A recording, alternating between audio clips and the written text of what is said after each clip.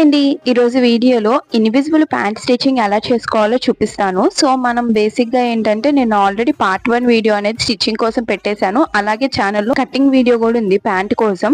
ఇది లేకపోయినా కూడా మనం నార్మల్ మెజర్మెంట్స్ తో ఎలా చేసుకోవచ్చు అని చూపించాను. అది ఒకసారి కింద ట్యాగ్ చేస్తాను, చెక్ చేయండి. ఇప్పుడైతే మనం కింద కిస్తీ దగ్గర నుండి నడుము దాకా స్టిచ్ చేసుకునే ప్లేస్ అనేది ఉంటుంది కదా, మనం 2 లెగ్స్ కూడా కలిపేసి కుట్టేసుకుంటాము. సో అది చూపిస్తాను. దీనికోసం ఏంటంటే నేను ఆల్రెడీ ఒక సైడ్ స్టిచ్ చేసేసాను, 2 లెగ్స్ కూడా కలిపి. ఇప్పుడు ఇంకో సైడ్ చూపిస్తున్నాను అనమాట. లైనింగ్ కి లైనింగ్, మెయిన్ ఫ్యాబ్రిక్ మనం స్టిచ్చింగ్ చేసేసుకోవాలి. 2 కాళ్ళు కూడా కలుపుకొని ఇలా స్టిచ్చింగ్ చేసుకున్నప్పుడు కుట్లు అనేవి 2 ఒకటే సైడ్ కి వెళ్ళిపోయి, నేను చూపిస్తుంది ఫ్యాబ్రిక్ లోపల సైడ్, అక్కడ కూడా ఇలా నీట్ ఫినిషింగ్ అనేది ఉండిద్ది అనమాట. ఒకవేళ మీరు కనుక లైనింగ్ యూజ్ చేయకపోతే ఈ స్టిచ్చింగ్ అనేది మనం ఇంకొక విధంగా చేసుకోవాల్సి ఉంటుంది. నెక్స్ట్ ఎప్పుడైనా చెప్తాను. మీరు నడుము ఎంత అయితే తీసుకున్నారో సేమ్ లెంత్ ఉండే బెల్ట్ అనేది తీసుకోవాలి. 4 ఇంచెస్ తీసుకోండి. హాఫ్ చేసుకున్నప్పుడు అది 2 ఇంచెస్ కి అయిపోతుంది. ఒక సైడ్ నార్మల్ గా కుట్టేసుకొని దాన్ని పైకి తిప్పుకొని ఇంకొక సైడ్ ఫోల్డ్ చేసుకుని కుట్టుకోవాలన్నమాట. మొత్తం స్టిచ్ చేశాక నడుము దగ్గర ఒక 1 ఇంచ్ గ్యాప్ ఇవ్వండి. ఈ గ్యాప్ లో మనం ఎలాస్టిక్ అనేది పెట్టుకుంటాము. సో ఫైనల్ గా ఇలాగా మీ దగ్గర ఆదిది లేకపోయినా,